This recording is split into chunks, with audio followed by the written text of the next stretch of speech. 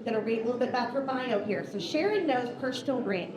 Her superpower is delivering the best of business growth strategy alongside her ability to hold space and help audiences excavate their true services, uncover their magnet message, and show up authentically, all without feeling dorky, spammy, or overwhelmed. She's a magnetic speaker who has shared her vast knowledge in a TEDx talk and on her successful podcast, Nerds sorry, very like Prince. I'm trying to find it.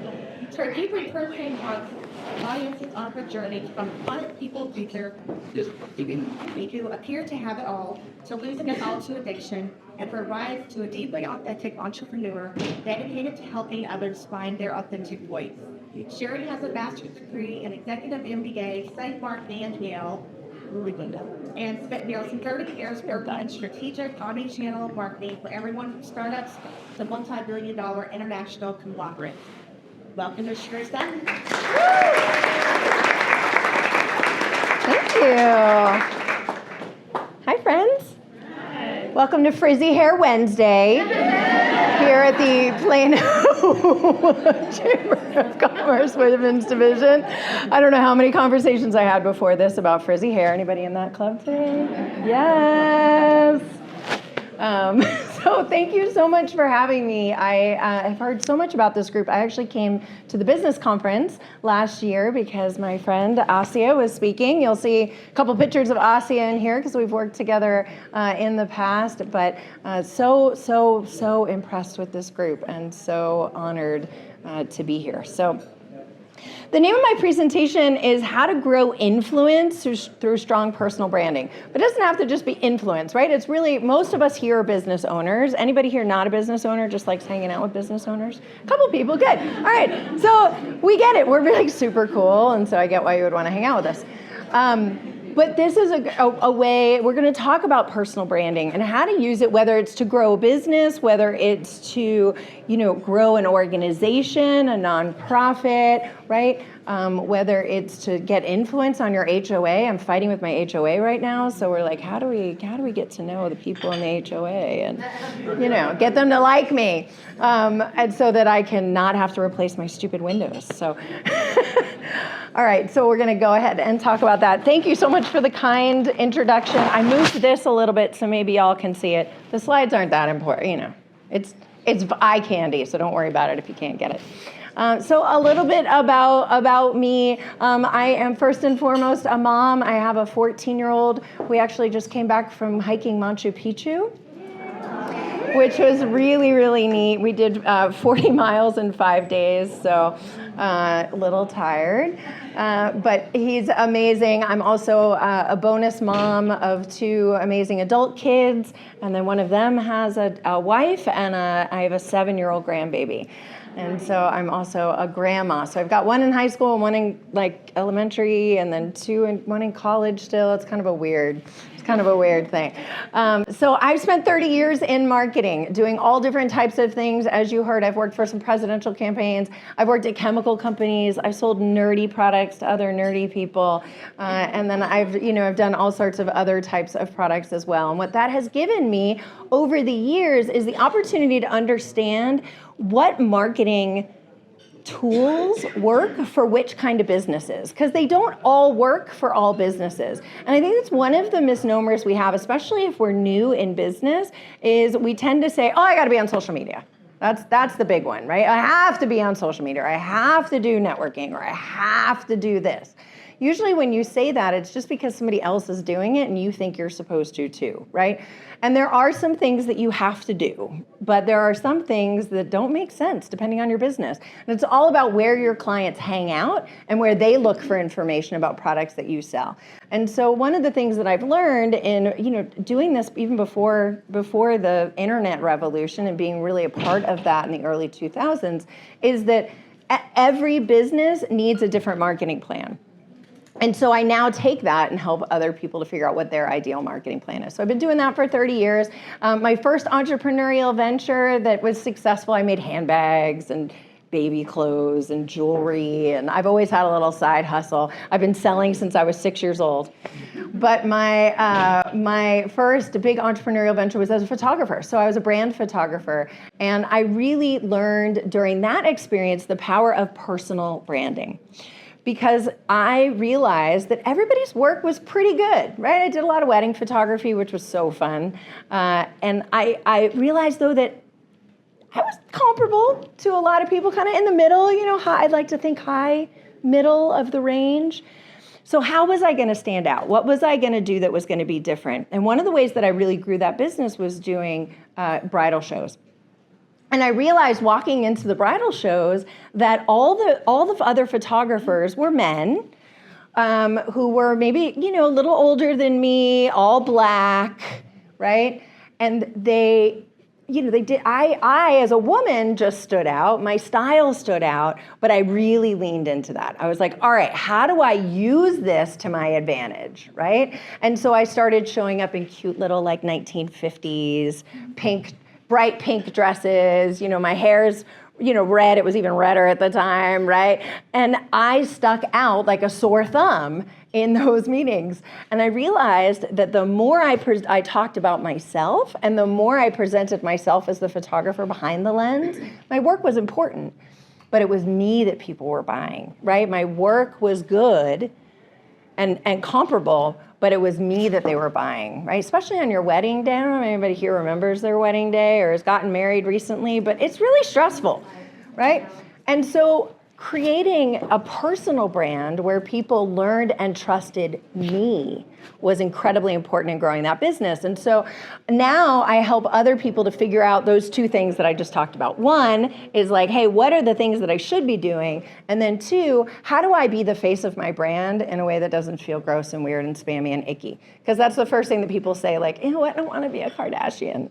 I don't want to be one of those weird people, right? I don't want to be spammy. I don't want my, everybody's worried about Aunt Marge, right? Aunt Marge is going to unfriend me on Facebook. Okay, screw Aunt Marge. If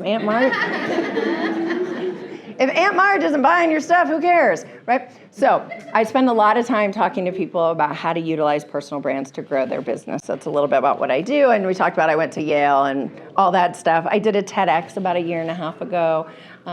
So that's out on YouTube if you'd like to watch it. And it's, again, my story of falling into addiction in my 40s and coming out of that, which was a really intense growth experience in learning who I am as a person and being willing to stand up for who I am as an individual. Congratulations. No. Oh, thank you. Thank you. All the pictures in here are my clients. So this is Mary Lyon. She's amazing. If you guys have never followed her, she's a great financial coach. All right. So people buy from people. People listen to people, and people buy from people. A lot of us are really worried about AI, right? I stay up at nights worried a little bit about AI and AI replacing our jobs. But there's that human touch that's incredibly important, and I don't think is ever going to go away. Because people still buy from people. Right? People still want to see a face. And we forget that sometimes, right? We have our product, we have our widget, we have our whatever, right? And that's going to be what sells it. And sometimes that's true. You have to have that. But people also buy from people, right? They want a spokesperson, somebody at the front that they can trust. And if you look at the biggest brands in the world, they do this really well, right? So who is the person in front of Nike? When you think of Nike, who do you think of? Yeah, Michael Jordan, right? I don't know, probably a million other people. Yeah, basketball. It's been done in advertising forever. I'm rewatching Mad Men right now with my husband. And it's all about, right? There's a spokesperson, right? For all of these, because people buy from people. So it's incredibly important that you make your business personal, right? That you are the face of your business. Or if it's not going to be you, you got somebody else who's the face of your business. Mary. And a unique personal brand is really key to personal influence and into growing your business. You want something that's kind of unique, right? You don't want something that is just like everybody else. And you also want to make sure that it's consistent with who you are as a person. So let's say you see me here, right? And I got the bright suit on and the glasses and all that stuff. And then you head over to my website, right? And I'm wearing a gray suit and my hair's blonde and I don't have any glasses on. And I'm like, right, in my pictures, and the tone is very formal. It doesn't connect, right? So you want to embrace your personal branding, being about who you are as a person, because nothing is as unique as you, right? We all have things that are different about us. We all have aspects of our story that are different, right? My story and journey of addiction that I, shared earlier doesn't have a lot to do with me being a marketing coach, so it has helped me in, being solid in myself as a human being. But it's part of my story. It's something that makes me unique. And so I share it because it shows me as a whole person, because people buy from people. The other thing that is to think about is that people buy from people who aren't perfect. And I can't remember if that's my next slide. Nope. People buy from people who aren't perfect. We know it. We recognize Asia. I'm perfect, Sherry. Asia is perfect, which is why I had to take her off the screen, because it wasn't going to work. It just wasn't going to work. She is perfect. It's true. But people buy from imperfect people. Like, who likes perfect people? Like, that's why everyone's like, I don't want to be a Kardashian. Like, nobody wants to buy from them, right? I mean, maybe some of us do. But we want to buy from like a real person, right? Who's got real flaws, who's been through what we've gone through, right? Who gets where we are. Okay, now we get to go to perfect Asia. Right here. Right here, there she is. Right there, if you don't know her. All right, so what are the components of a personal brand? So some of the components of a personal brand are really everything that you do. So it's the words that you choose. It's the clothing that you wear. It's the tone. Do you talk fast? Do you talk slow? Right? What are the colors that you use? Sometimes we think about our brand as just like our logo, but it's so much more. And the way that it's generally defined in marketing circles is it's your overall vibe. It's the emotion that you make people feel when they connect with you, right? When they are in your presence, what are the things they think of when they're in your presence, right? And it's going to be different for everybody, right? Like the things that always come up with me are like creative, spunky, right? And that's part of my brand. And so you just have to lean into that. So some of this is a very introspective exercise too, of like, who am I? What do I stand for? What's important to me? Right? But it includes all of those things. And you will see me, I wear my brand colors all the time, right? So even being very consistent in what you wear and the type of style that you have, a lot of times we say like, well, I'm supposed to dress like this. And so this is what I'm supposed to do. So I'm going to do that. Well, if that's not you, don't do it, right? Find a way. Like I think I have to wear a suit when I speak in front of an audience. I think that's appropriate, right? My mom, thought you should wear suits on airplanes. She was from that generation, right? Like, you're wearing jeans on the airplane, like, God forbid. So I think that's important. But if I'm going to do it, I'm going to wear one that's bright orange, right? And that's authentic to me. So who needs a personal brand? Really anyone who is the face of their brand. And I would encourage you to think about your business as a place to utilize your personal brand, no matter what that business is. For some of us, it's very obvious, right? Like, I'm a marketing coach. If you hire me, you're going to work with me one-on-one. You want to know what you're going to get, right? A doctor, a coach, a photographer is, a good example. But we'll pick on Asia for a second, right? So she has Windhaven Academy, right? Maybe why does it make sense for her to be the face of the brand, right? It's about the kids. It's about the teachers. The reason why it's important is because people need to know who they're putting their trust in with their kids, right? They want to know where the buck stops. And so she has to be the face of that brand to say, I'm fully in control of this business and you can trust your children with me. And oh, by the way, here's all the other things that we offer, right? And then she has, her other consulting business, which it makes much more sense for her to be the face of the brand. But no matter what that is, right? You're always going to be the face of that brand. Does this make anybody feel uncomfortable? No. There's people in the back who are like looking at their. I don't want to admit that this makes me feel gross. Some people, it's uncomfortable, right? Sometimes it's uncomfortable. And, we're not all like groomed to be, there's a bug, to be on stage, right? We're not all groomed to be people who are, the face of anything. We're like, I'm an accountant. Like, I just want to like do people's taxes. Like, gross. I don't want to do this. And that's okay too, right? There's lots of ways that you can do this in a way that doesn't feel gross and spammy and weird. Okay, so let's talk a little bit about the benefits of developing a personal brand. So the first thing is you're instantly recognizable no matter where they see you. And so one of the weird aspects of my personal brand, besides, just sort of overall vibe, is these glasses. And I get recognized like in weird places, like at Target and stuff. And it's because of the glasses. You have cool glasses too. Do you wear them all the time?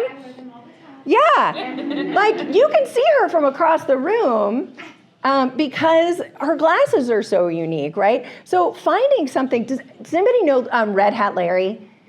Yeah, you know Red Hat Larry. I mean, he gets this, right? He's like, I'm just gonna wear this damn red hat everywhere I go, and everyone knows Red Hat Larry, right? They don't know his name, they just know Red Hat Larry, right? And I've become like red glasses Sherry. I don't even like these damn glasses. I really don't. The story is, it was COVID, and I was a photographer for a while. I went back to corporate America. So I'm in corporate America, and I buy these glasses on Amazon, and they came in a pack of 2. One was clear, and one were red. And I was like, I hate these red glasses. But I like the clear ones, and they only come in a set, so I'm going to buy them. So the red glasses sit on my desk at home. Well, the world shuts down, and the only pair of glasses that I have are the red ones. So I start wearing them because my other ones are in lockdown in my office, right? So I start wearing the red glasses. I start building this business kind of on the side, right? Because I knew that the corporate job was going to go away pretty soon. And so I start doing videos online with these glasses on. And I go in for my first branding shoot with a girlfriend of mine who's a photographer, and she says, well, where are the red glasses? I'm like, well, I don't need them unless I'm on the computer. And she looked at me, she's like, but they're your brand. And I was like, whoa, interesting. Like I hadn't thought of that, so now I'm stuck with the red glasses. But you want to have something that makes you instantly recognizable no matter where you are. And I need to update this slide. I'm going to move so the people over there can see it. But this is a really good example. This is my branding. And it's very, very consistent, right? So if you're scrolling through Instagram, you can tell which are my stories, right? And which are my things because the colors are very consistent, all the way down to my wardrobe, right? So my podcast, is the same color. My photography is the same. My backgrounds, my clothes, everything is very intentionally done from a color perspective, right? You can see it on my YouTube page. That's my Instagram, right? All of my pictures. I make sure that everything I do is in my color palette so that I'm recognizable no matter where I am, so people can see me from across the room. My office is at a Caddo facility, and I love Caddo. I do all their executive headshots. And I went in one time, and someone was like, "Oh, pink Sherry." It's either red glasses Sherry or pink Sherry because I wear a lot of pink because that's my primary brand color. But people will recognize you, right, by that. Or even logoed shirts. A lot of women don't do logoed shirts. It's kind of a dude thing. But that's something else you could do too, right? I have a client coming in later today to be on my podcast, and I told do you know Texas Roots? It's a store. Yeah, she's amazing. So I told her wear something with your logo on it. So if you got stuff with your logo on it, wear that, right? But something that's always recognizable. Okay, so the second benefit of a personal brand is it goes with you no matter where you go. How many people in this room have started a career and have never changed at their job their whole lives? All right, there's 2. But so the rest of the room, we've changed jobs, right? We've gone and done different things. We've had different lives, right? I've had a lot of different jobs. I've been an entrepreneur a couple different times, right? So we change and we evolve. The great thing about having a personal brand is that it allows you to take that with you no matter where you want to go next. And so I'll give you an example of that, which is Oprah. Anybody heard of her? Yeah. So Oprah started her personal brand as a journalist, right? She had a knack for interviewing people and started this talk show. Anybody used to watch the talk show like in the 80s? Oh my God, I loved it. And so she started this talk show, right? And everybody started loving her. And then she added the books. And then she added the look underneath your seat. You're right? And then, you get a car and you get a car, right? She started adding on all these other types of products. And you got to know she's getting a kickback for that, right? So she starts adding on all of these other product lines because she had built a personal brand where people knew her and trusted her and were like, if Oprah likes it, I'm going to like it. That is the power of a personal brand. So she used that not only to sell products for other people, but to also add other product lines. So she then created a magazine, right? She has a line of tea at Teavana. There's a tea, an Oprah tea. Who knew? She actually came out with a line of food, which I think has died since then. It came out right during COVID, and so I think it just sort of died on the vine. But she had a line of food. I don't know if it was with Weight Watchers. I think she was doing some stuff with Weight Watchers at one point. But she's been an actress. She's been a producer. She started her own network, right?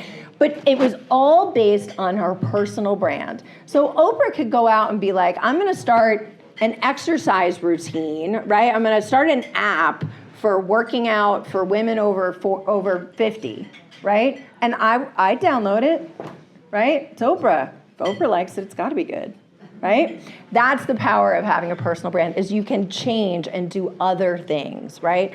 I have gone from being a photographer to now being a marketing coach. I'm a podcaster. I can add all of these things on because people know and trust, I hope trust me, that I'm going to give them good content, right? I'm going to give them good guidance. So the third benefit of a personal brand is you get a very clear impression of your values at all times, right? People know who you are and what you stand for. And that's incredibly important. I think a lot of us don't like to take a stand in what we do, right? We don't want to rock the boat. Now, I'm a big believer in I never talk about politics or religion, right? Like, there is a line, but if that's your thing, let it be your thing, right? And that's okay too. But be very clear about who you are. So some of those elements, right, are a clearly articulated superpower and why you. And I think that's one of the things that most business owners actually struggle with is, what is my superpower and why do people want to buy from me, right? What makes me unique? What is the unique way that I can offer a service that nobody else can? Why me? And if you can't answer that question, it's something that I want you to go home and really think about, because there are a million other people who do exactly what you do, right? Frequently. And so why you? What makes you different? And it might be something very trivial. We often dismiss those trivial things that are the things that make us really unique, that are going to bring customers to us, that are going to bring people into our world in a way that they're going to want to work with us over someone else, right? And so we tend to I have to be everything to everyone. You don't necessarily. What is your superpower? Who do you really love working with? One of the questions that I always ask in this too is not only what's your superpower and why you, but who do you want to talk to all day long, right? If your business is successful, and it will be, you're going to spend 8 to probably 10 hours a day talking to somebody about something. What do you want to be talking about, right? That's your superpower. What you want to talk about all day, that's generally your superpower, right? All right, so the second thing that's a key element of having a personal brand is we talked about visual cues, right? Having a very strong brand definition that you can use in everything you do, from your clothes to your presentations, right? I've got on the back of my computer, I'll turn it around later, I don't want to unplug anything. I've got my logo on the back with my colors on it. I have a green, my main color's green. I have a green backpack, for God's sake, right? Having those strong visual cues so that people know who it is, no matter where you are. And it's gonna get boring. It's gonna get boring to you, right? You're gonna get bored of it after a while, but that's okay. Asia has done an incredible job. We worked together and hired a really great designer named Natalia Gaitan. I don't know if any of you guys know her. Her new business is called Hala Creative, something like that. She just changed her name.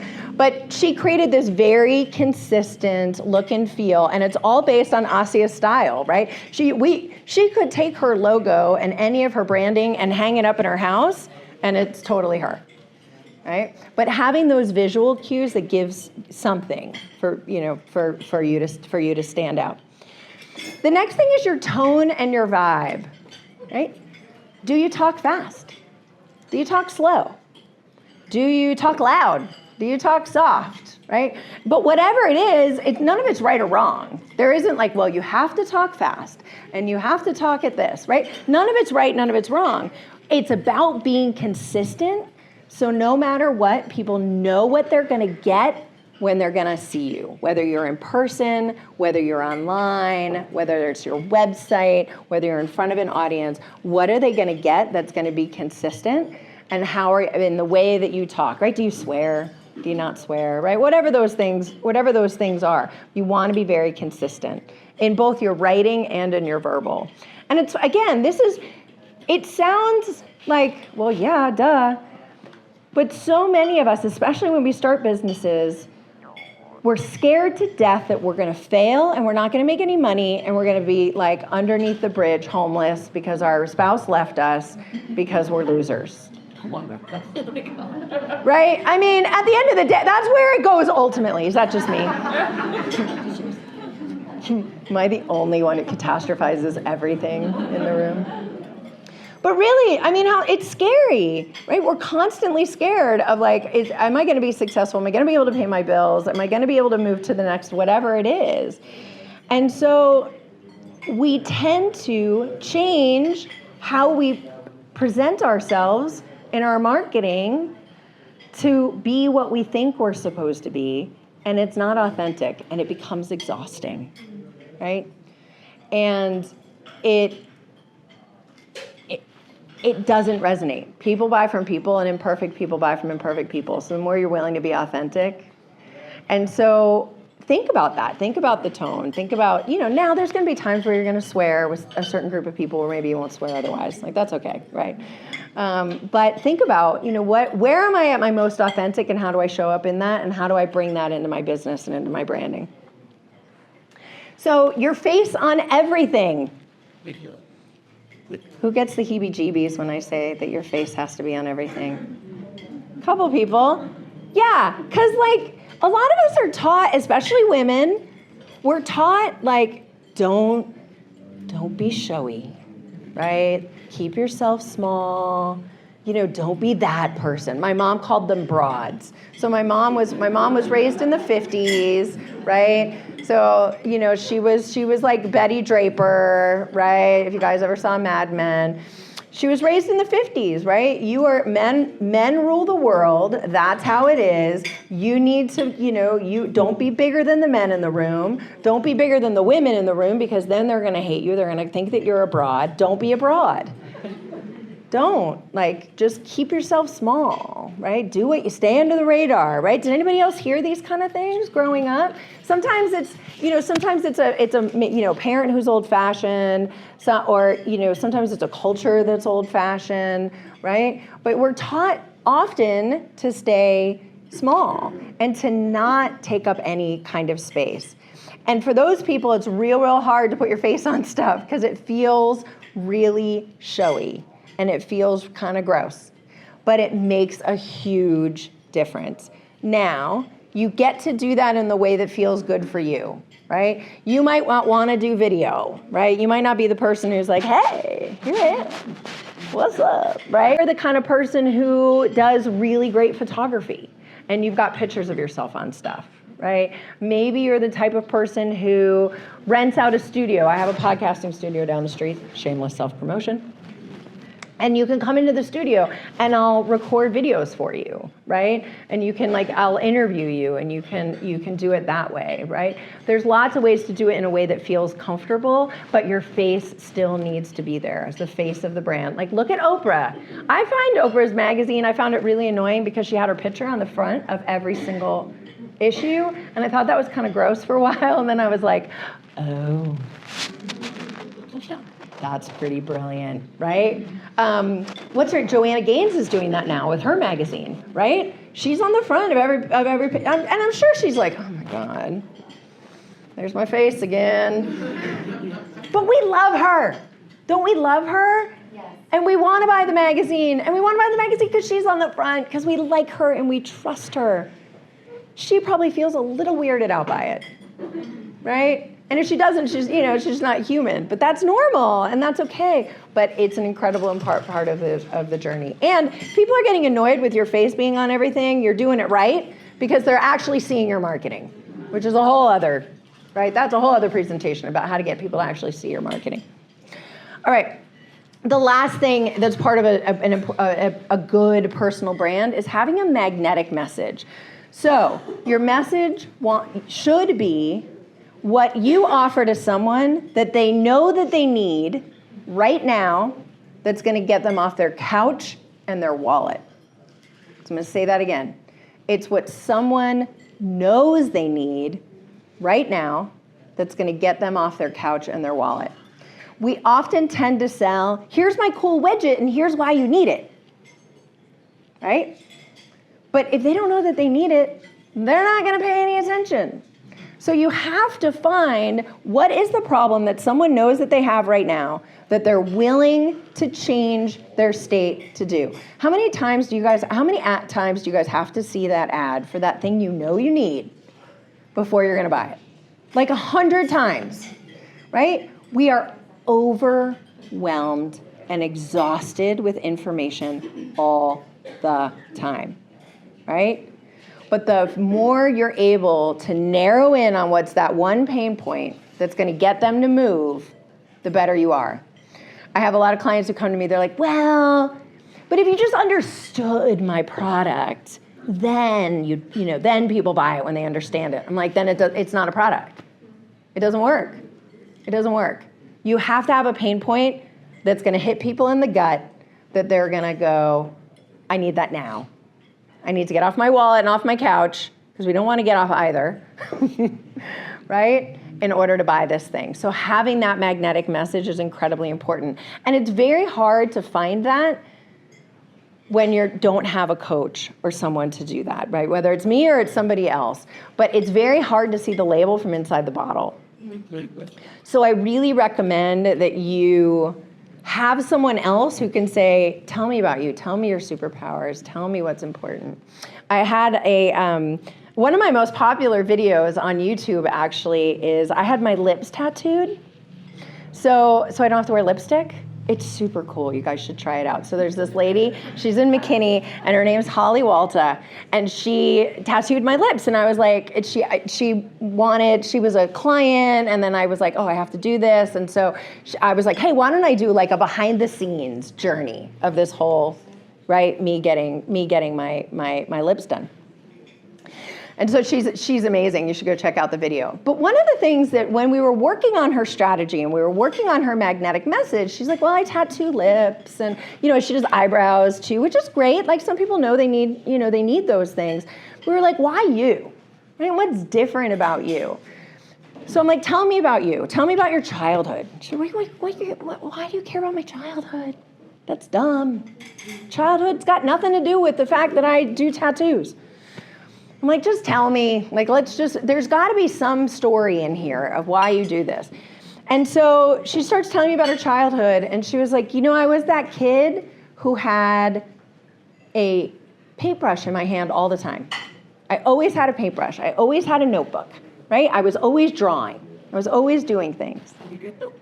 And I was like, man, that's different than anybody else I've heard who's out there talking about doing dermaplaning. That's out there doing dermaplaning, right? What a powerful message, right? I've been drawing since I was born drawing, right? I've been doing this since I was a child, and now your face is my canvas. That hits a lot harder than, hey, you don't like your eyebrows, let me fix them. Right? Because the level of, back to my story about being a photographer, your level of competency is the same, right? I'll just show those, she's very, very good. But what is it about you that makes you different, right? And that's part of your magnetic message. Well, okay. And it's got to be authentic. It's got to be part of who you are. And you got to be willing to be okay with being authentic, right? And being a little quirky, whatever your quirk is. And so, because we talked about people buy from people, but imperfect people buy from imperfect people. Is anybody here perfect? Besides Asia. We know she's perfect. Yeah, none of us are perfect, right? And we don't want to buy from those weird Automobot people, right? Who don't wear Spanx. Ryan, I don't know if you wear Spanx, but just throwing it out there. Ryan definitely does. Yeah, he does. I know. Yeah. I knew that. We got one other dude back there. Spanx? You got your Spanx on today? He's like, I don't even know what Spanx are.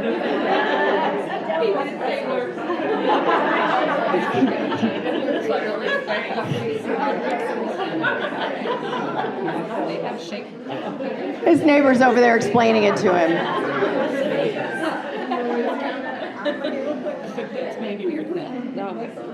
Yeah. Thank you for being a good sport.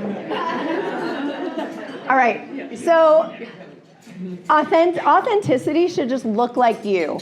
And these are, I think, some really good examples of photography that I've done, whether it's me or another photographer, where you want to find a photographer who helps you figure out who you are and gives you the space where you can be comfortable and hold space for you so that you can be yourself, right? So that you don't. I've done them. I have had photo shoots where I'm like, you know what, I'm a little bit too much. Sometimes I'm a little much. All my pictures are like, right?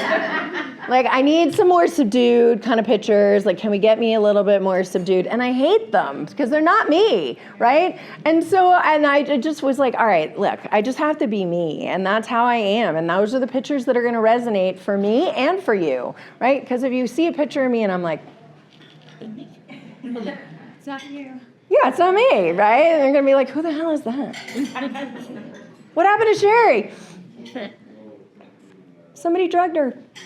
Okay, so there's a couple elements of being authentic that I think are important to think about, right? Things that fully embody you, really in all areas of your life, right? I was talking about Asia, this is just her visual brand, but like you put any of her branding up in her house, it matches, right? It's all, we created a brand that was completely authentic to who she was, both visually and in the words and the tone and all of that. But you want to show up uncomfortable. I'm never comfortable, right? I'm always uncomfortable. Like, I'm uncomfortable right now, and that's okay, right? But you have to be willing to show up uncomfortable. And you have to be willing to show up uncomfortable because it's never going to be the right time to do it. It's never going to be the right time. Your brand's never going to be perfect. The video's never going to be good enough. I tell people who do video training with me, like, just record it and post it and don't look at it ever. Like this right now, we're recording this for my podcast because I'm too lazy to sit down and actually like record the podcast. So I just bring a camera with me when I go speak at places, and then I'll use this as a podcast. So, and the reason why, and now I totally lost my train of thought. The reason why I do that is just because I have it, right? I have it anywhere I go. Showing up uncomfortable, right? I will never watch this again. Because if I watch it, I'm going to hate it. I'm going to be like, oh my God, why did I do that with my face? Why did I make fun of that guy for wearing Spanx? He's allowed to wear Spanx. Don't judge. Okay. You want to find ways to inspire other people, right? We are in a stressful world, right? And I hate when people say, well, this time is unprecedented, and it's always a little stressful, right? But you want to find ways to inspire, hold space for other people, make them feel good, right? Be okay saying no, right? Be willing to say, no, I'm not going to wear a black suit to that thing. I wear orange. If you don't like orange, then I'm not going to go, right? That's okay. That's okay. It's okay to say no. Focus on your hell yeses. I love that phrase. And I struggle with this. I do the things and I take the clients that I shouldn't because I want the money and I want the security, right? We've all done it, right? Anybody who says they haven't, lying, right? We've all done it. But focus on the hell yeses. You're going to know and be willing to say no. It'll open up space for other things. And lean into your values. What's important to you? And be willing to stand up for those. Now, there can be a line there. That's okay, right? There can be a line where I don't talk about certain things that I believe because it doesn't really help my brand. It doesn't, it could hurt my brand, and I don't really want to talk about it anyway, right? I don't want to use my platform for those things. So it's okay to say, there's certain things I'm not going to talk about, And like I said, I don't talk about religion or politics. Even at home. I don't want to talk about it. It's too exhausting. It's not authentic to me, right? If it's authentic to you, cool. Do it. The most important thing in developing a personal brand, whatever it is repetition and consistency. And this is the biggest struggle for most people in growing their businesses, is allowing yourself to do the amount of repetition on a consistent basis that is required. You can't show up to a marathon having run like twice and expect to make it and not sob the whole way or crawl over the finish line, right? Or even if you're going to make it to the finish line. It is about small, repeatable actions every single day on a consistent basis. It's having your face on everything even when you feel gross and weird about it, because no one else is going to feel gross and weird about it, right? Like, I've experimented with this with my stuff. Like, everything, I'm on every video, I'm on everything, and people are always like, I love your content. I'm like, God, I'm so sick of looking at my own face, right? But you have to be repetitive, consistent. And if you struggle with figuring out how to do that in your marketing, I'm happy to help. There's lots of, other marketing coaches that I like to think I'm pretty good. But you get somebody to help you figure out how to be consistent and create not only the content platforms that are going to help you be consistent, but also the systems, right? Like, how do you keep yourself organized? Right?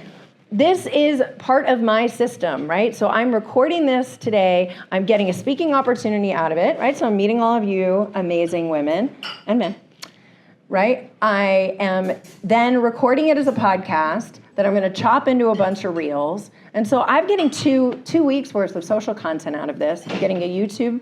I'm getting a blog, right? Might even get a press release.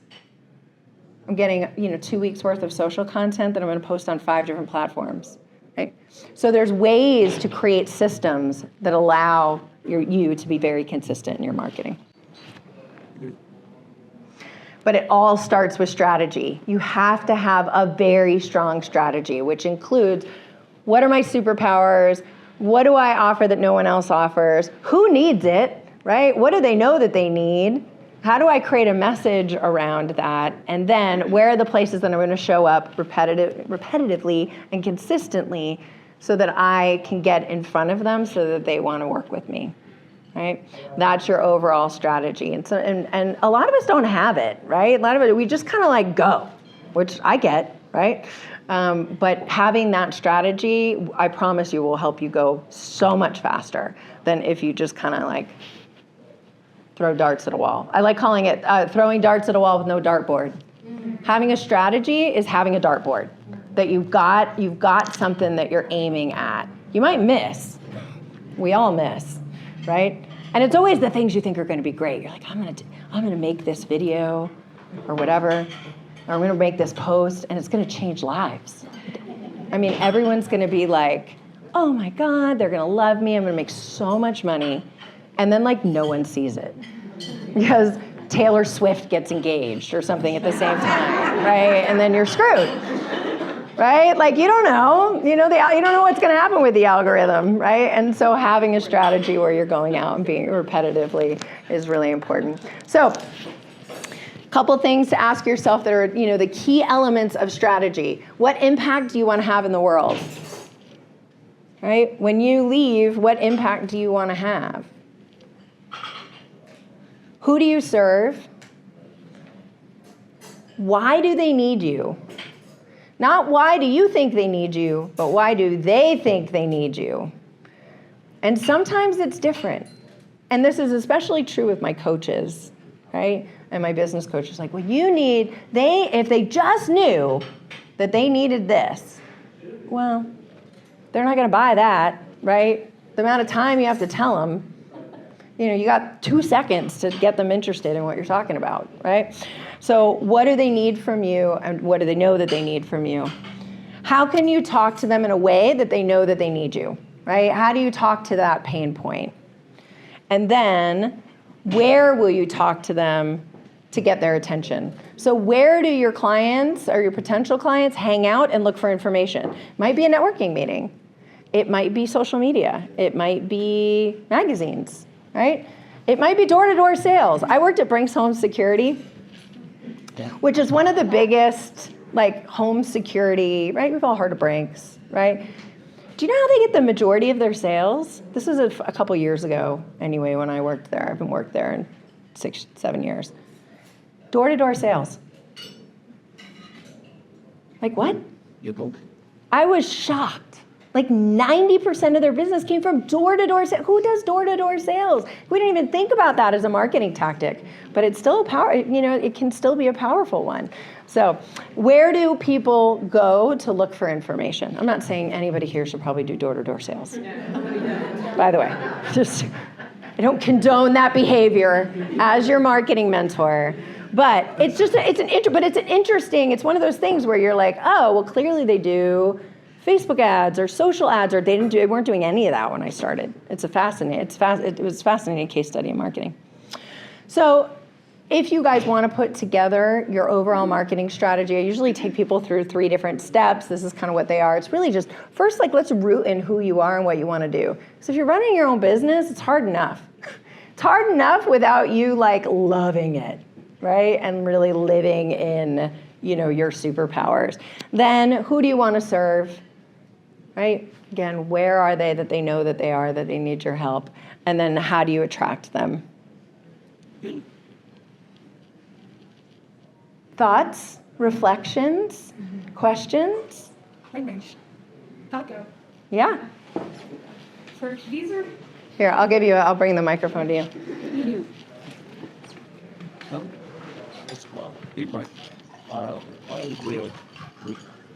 So I'm kind of approaching this process. These are very uncomfortable questions to ask ourselves. Yeah. So if we don't know, we don't know the answer automatically, who am I? Who do I serve, and what do I do for them? Then who can we go to, or who do you recommend that we go to, who will give us, some of that insight, because we're in the middle, we're in the bottle. Yeah. Where do we go? Yeah. Yeah. I think it's good. I mean, this is going to sound really self-serving. It is really good to have a coach to help you through it, right? To help ask those questions. But I think one of the best things you can do is just ask people. Ask your friends. I did this early on in both my photography business and in this business, and I did a crowdsourcing on Facebook, and I just said, hey guys, when you think of me, what do you think of? Right? What comes to mind for you? Because we can't really see ourselves, right? And the words that came back, I was like, oh, huh. Whatever, spunky, creative, those were the bigger, kind of the biggest ones. And I was like, oh, I don't see myself that way, right? But it changed my perspective on it. So you can ask other people. I'm actually in the process now, so if you are a former client, you're going to get this email soon, where I'm kind of what's next in my business, right? We should always be doing that, checking in on our strategy, what's next in our business. And I'm going to go back to my existing client, my former clients and my current clients and say, what am I good at? what is my superpower? Because here's what I think my superpower is, but I don't know if it is, right? And ask them, what's my superpower? What am I really good at? What did you get out of this that was unexpected? What did you learn? Because often what people learn is different than what I think that they learned, right? And so just asking people around you. Often though, it's inside you, especially when it comes to like rooting into what business you want, right? It's inside you. And the biggest question that I ask my clients is, how do you want to spend your day, right? And I talked about this a little bit earlier. You've got, 8, let's be honest, 10 probably hours in the day when your business gets to be successful. And you're going to be having conversations all day long with clients, right? That's the ideal, right? That means we're making money. Full book of business. What conversations are you having all day long that are going to light you up? That you go to bed at night and you're like, I'm tired, but man, that was cool, right? There we go. What are the conversations that are going to exhaust you? That you're like, oh, I should do this, but I hate doing that, right? I've had some of those things in my business. People ask me to do some things all the time, and I don't do them because I'm like, oh, that'll exhaust me. These are the conversations that I like to have, and they're fun. And that usually sometimes that changes the business. I have seen people who come to me with an idea of what they want to do in their business, and I ask them that question, and they go, oh, Yeah. well, then it's this. You're like, okay, well, if it's that, then let's do that, right? You can build a business doing that. I don't want to create a business where you feel miserable. So some of that is just that, is reflecting back. I do. Can I add a little bit to that? Yeah. I love that. 'Cause, yeah, if you ask your friends and social media stuff, they're going to want to give you positive stuff. Here's what you're good at. Here's what you're awesome at. Here's what I love about you. Yeah. Which is great. But I also want, those people that I trust to be really honest with me too. Yeah. And if I'm being really honest with myself and I answer that question of who I want to talk to every day, what kind of conversations do I want to have, I would probably think about going 3 or 4 levels of why beyond that. Yeah. Pretend you're a toddler. I'm going to talk to these people. Why? Because I enjoy, solving this problem. Why? Yep. Because I think they need that done. And then that'll kind of help us get them a little bit further down into what the real meaning of it is. Yep. I try. Yeah, and doing that with someone, right? Whether it's like, a business buddy or, a mentor or, something, it helps because somebody else looking at you and going, why? Hits harder than when you ask yourself. Like I think it's so important to have, again, either a friend or a mentor or somebody that you do this with, because you're gonna get there so much faster, right? And you don't have to have one forever, right? Like I'm in the phase, like I haven't had a mentor in a couple years, but I'm like, again, sort of at that spot of like, okay, what am I good at? What's next? Where are we moving next? Then you hire a mentor again, and you go through the process again, and then you go through it again, and then you go through it again, right? It's an evolving process. Go ahead, sorry, here. I was gonna say, I'm not afraid of what's next or, okay, tell me more. I'm afraid of more of me. Mm-hmm. Like, okay.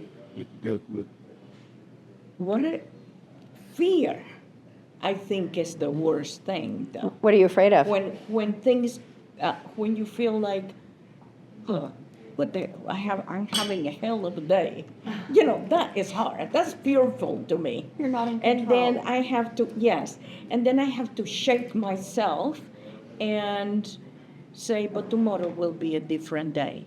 I have to then talk to myself or hear a mentor or someone that I trust, which in my deep in my heart, if it's my God, is what I believe, is the person that I feel is in control of me. Yeah. And then something will pass through my mind that said, this shall pass. Yeah. That's what it is. Yeah, we were talking, if not everybody heard, it's like, how do you deal with tough times? And for me, it comes back down to this. What impact do you want to have in the world, and what are your values? Yeah. Right? And so, you can, stuff's gonna happen. You're gonna lose clients, right? You're gonna get a tax bill you weren't expecting. Your stupid HOA is gonna make you replace a window that was like that when you bought it, right? You're gonna forget to wear your Spanx.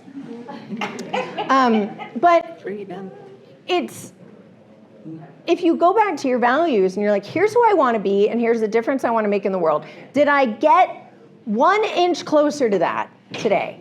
Did I stay in my values? Did I get 1 inch closer to where I want to be today, right? I might have taken 2 steps forward, 1 step back, or 2 steps forward, 3 steps. Math is hard, but you get the idea, right? Like, how many, am I living in my purpose, right? Am I living in making the difference that I believe that I was put on this earth to make, right?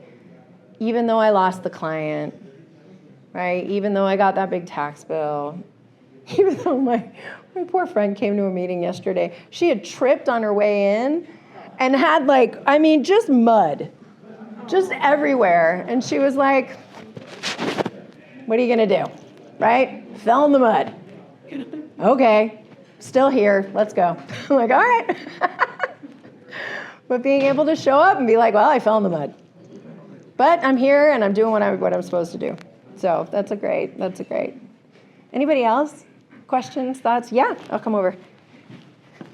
How are we on time? I'm just going. Huh? Oh, we're way over time. Oh, we're waiting on food. So you guys, we'll just keep talking until you guys get bored of me. Okay, my question was, how do you kind of leverage your personal brand if you don't own a business and maybe you're more in the corporate setting? Curious of your experience on that. Yeah, I think, I think you can still develop a personal brand, and you can do it through, you could still speak at different conferences about whatever your experience is. You can be on boards of nonprofits. There are so many nonprofits that need help, right? Find a cause that you really believe in and allow that to be kind of the center of how you present yourself. LinkedIn is a great way to do that if you're in the corporate world. I actually have a client. She's one of my one-on-one mentorship clients. And she came to me, she's in the corporate world. She had just gotten this VP role in a company that's owned by PE, like private equity. And they were like, look, you need to develop a personal brand. You have no online presence at all. And so we sat down and we talked. We're like, okay, what do you want to be known for? Like, what difference do you want to make in the world, right? And she's not it's not selling, whatever, beauty products, which is the company that she works for. She's like, I'm dyslexic. And I'm really passionate about helping other people with dyslexia. And actually, I just took this role as vice president of the International Dyslexia Association of Dallas, right? And so that's something I'm really passionate about. My kids are neurodivergent and all that stuff. So we're actually creating a personal branding strategy for her that's built around her love of people of helping people with neurodivergence, helping people with dyslexia, what she's doing with that organization, right? And we're doing a lot of it, specifically on LinkedIn because it's a corporate, kind of a corporate thing. So there's lots of things you can do. Just lean into whatever you love doing and be willing to share it. I think one of the interesting things that I find, it was a really good question, thank you. One of the interesting things I find, and this is especially true of people who are, so I'm a Gen Xer. Any other Gen Xers or probably maybe a couple boomers in the room if they're willing to admit it, right? All right, so we especially were taught that life is over here, right? And business is over here, and there's a giant brick wall in between, and you will never you never play on the other side, right? My work persona is my work persona, and my personal persona is my personal persona, and the two people will never meet because God knows what will happen, right? And it doesn't work that way. It just doesn't work that way in our world anymore, whether you're in corporate America or not. Now, there are some rules when you're in a corporate America. There are some rules for me even. I work, There are things that I wouldn't do, right? There are some social mores that we still need to follow. But people want to know who you are as a person.